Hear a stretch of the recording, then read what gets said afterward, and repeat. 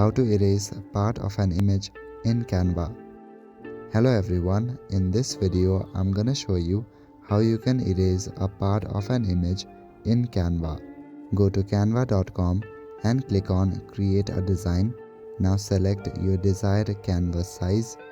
Now on the canvas, just to show you guys, I'm gonna add a photo.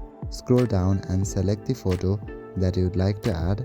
If you are adding the photo from your file manager, you can simply drag and drop the photo.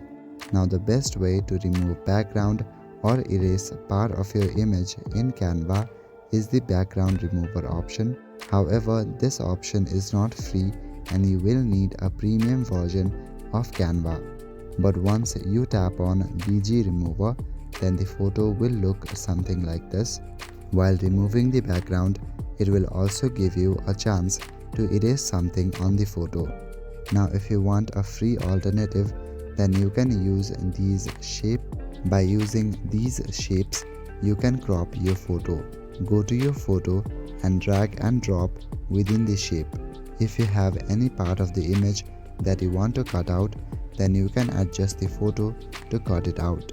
Simply double tap on the image and now you can move the image and drag it to replace.